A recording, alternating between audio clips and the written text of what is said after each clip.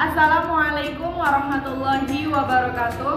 Halo semua, kami dari kelompok 1 akan menampilkan tentang materi iman kepada Rasul yang akan dijelaskan secara ringkas melalui video ini. Jangan lupa like ya. Iman kepada Rasul-Rasul Allah Subhanahu wa Ta'ala. Iman kepada Rasul berarti meyakini bahwa Rasul itu benar-benar utusan Allah Subhanahu wa Ta'ala yang ditugaskan untuk membimbing umatnya ke jalan yang lebih benar agar selamat dunia dan akhirat. Perbedaan Nabi dan Rasul. Nabi, manusia utusan Allah Subhanahu wa Ta'ala yang diberikan wahyu kepada dirinya sendiri dan tidak mewajibkan untuk menyampaikan kepada umatnya. Sedangkan Rasul, manusia pilihan Allah Subhanahu wa Ta'ala yang diangkat untuk menyampaikan firman-firman-Nya kepada umat manusia agar dijadikan pedoman hidup. Jumlah para nabi dan rasul.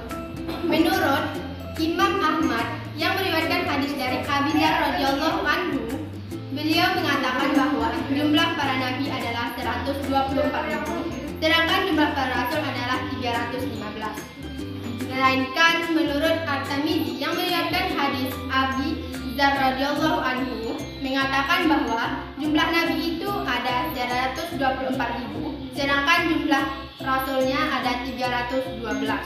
Dalil tentang beriman kepada rasul terdapat dalam Quran surah An-Nisa ayat 136 yang berbunyi Bismillahirrahmanirrahim.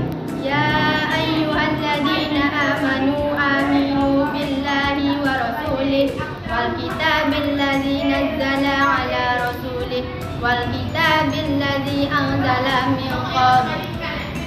Wa may yakfur billahi wa malaikatihi wa kutubihi wa rusulihi wal yawmil akhir faqad dhalla dhalalan ba'ida. Artinya, wahai orang-orang yang beriman, tetaplah beriman kepada Allah Subhanahu wa Ta'ala, kepada Rasulnya Muhammad, dan kepada kitabnya Al-Quran yang diturunkan kepada Rasulnya, serta kitab yang diturunkan sebelumnya. Barang siapa ingkar kepada Allah Subhanahu wa Ta'ala, malaikat-malaikatnya, kitab-kitabnya, rasul-rasulnya, dan hari kemudian, maka sungguh orang itu telah tersesat sangat jauh. Quran surah An-Nisa ayat 136. Sifat wajib seorang Rasul Allah ada 4, yaitu adalah as-siddiq, amanah, tabligh, dan mamunah. As-siddiq itu artinya benar, bahwa seorang Rasul itu selalu berkata benar apa adanya tanpa mengurangi sedikit pun yang telah diwahyukan oleh Allah SWT. Dalil tentang sifat as-siddiq terdapat dalam Quran surah Maryam ayat 41 yang berbunyi Bismillahirrahmanirrahim. Wadhkur fil kitab Ibrahim innahu kana siddiqan nabiyya. Artinya, dan ceritakanlah Muhammad kisah Ibrahim di dalam Al-Quran. Sesungguhnya dia adalah seorang yang sangat membenarkan seorang nabi. Amanah itu berarti adalah dapat dipercaya, yaitu seorang Rasul itu dapat dipercaya oleh seluruh umat manusia karena Rasul itu dapat menyampaikan segala sesuatu itu memang benar-benar sesuai dengan as-siddiq yang sebelumnya disampaikan. Karena amanah itu apapun yang disampaikan Rasul akan dipercaya, baik itu dari ucapan, perbuatan, dan sebagainya. Dalil tentang sifat amanah yaitu terdapat dalam Quran surah Al-Asy'ariyah ayat 106-107 yang berbunyi Bismillahirrahmanirrahim. Idz qala lahum akhuhum Nuhun ala tattaqun inni lahum rasulun amin. Artinya, ketika saudara mereka Nuh berkata kepada mereka, mengapa kamu tidak beriman? Sesungguhnya aku ini adalah seorang rasul kepercayaan yang diutus kepadamu. Tabligh adalah dapat menyampaikan wahyu yang telah diberikan oleh Allah SWT kepada Rasulnya. Pada Rasul Allah itu dapat menyampaikan apapun itu risalah dan wahyu kepada umat manusia tanpa mengurangi sedikit pun karena segala yang telah diwahyukan oleh Allah SWT. Berarti Rasul tersebut seperti mengamalkannya kepada seluruh umat manusia. Fotonah adalah cerdas. Seorang Rasul pasti memiliki kecerdasan yang sangat tinggi. Tidak mungkin kalau seorang Rasul itu tidak memiliki kecerdasan sama sekali. Bagaimana dia bisa menyampaikan wahyu kepada umat manusia kalau seorang Rasul itu sama sekali tidak cerdas? terakhir para Rasul Allah yaitu ada 4 al-Qiblat, Qiblat, dan Baradah.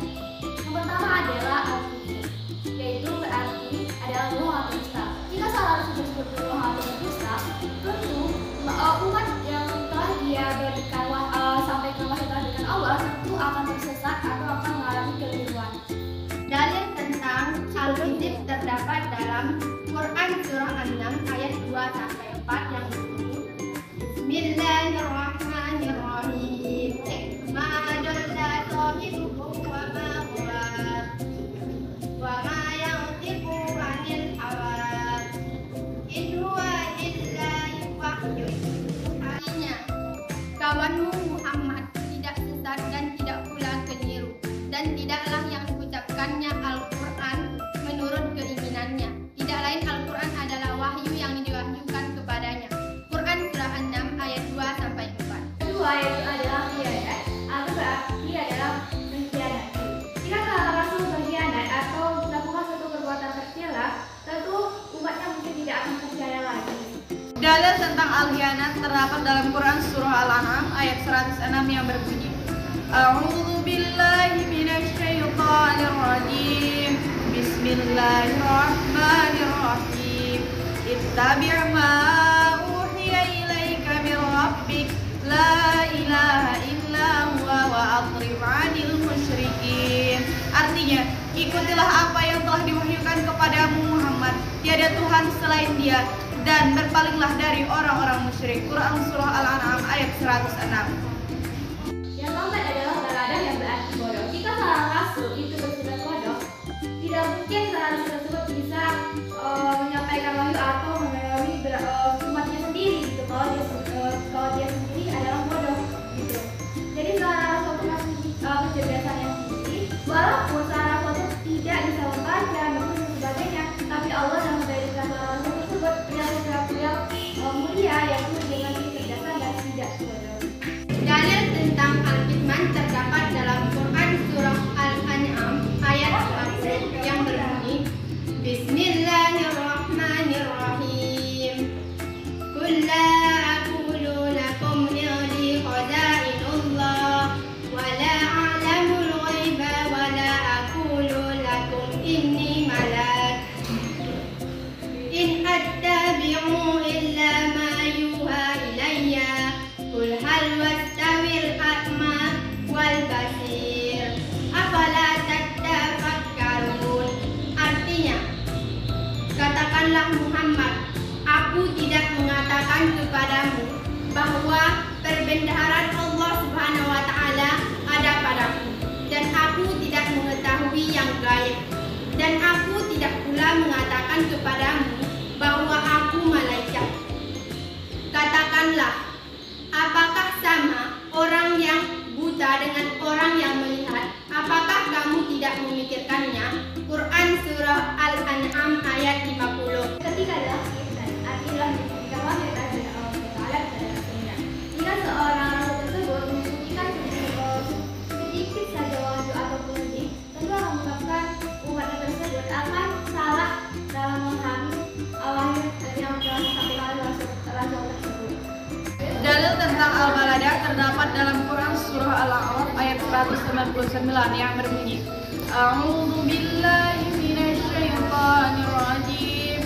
Bismillahirrahmanirrahim. Khudhil 'afwa wa'mur bil 'urfi wa'rid 'anil jahilin.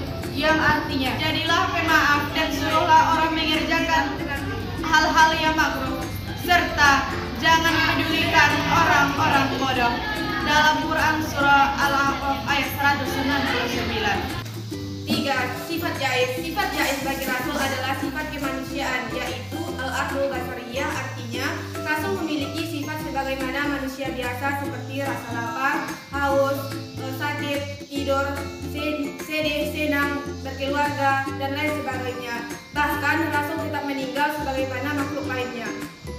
Allah Subhanahu wa taala berfirman dalam Quran surah Al-Mu'minun ayat 33 yang artinya orang ini tidak lain hanyalah manusia seperti kamu, dia makan seperti apa yang kamu makan dan dia minum seperti apa yang kamu minum. Rasul juga memiliki sifat-sifat yang tidak terdapat pada selain Rasul, yaitu 1. Ismatul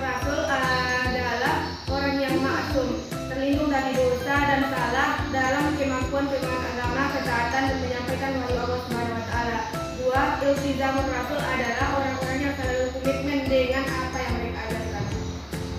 Rasul-rasul Allah ada satu, menyampaikan risalah dari Allah, dua, mengajarkan kepada tauhid, yaitu mengajarkan kepada umatnya untuk mengesahkan Allah dan menjauhi perilaku musyrik, yaitu menyekutukan Allah. Tiga, memberi kabar gembira kepada orang mukmin dan memberi peringatan kepada orang kafir.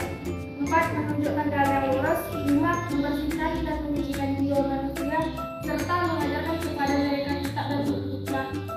Hikmah beriman kepada Rasul-Rasul Allah Subhanahu wa Ta'ala. 1. Makin bertambah imannya. 2. Terdorong untuk menjadikan contoh dalam hidupnya. 3. Terdorong untuk melakukan perilaku sosial yang baik. 4. Memiliki tauladan dalam hidupnya. 5. Mencintai para rasul dengan cara mengamalkan ajarannya. 6. Mengetahui bahwa ia diciptakan oleh Allah Subhanahu wa Ta'ala untuk mengabdi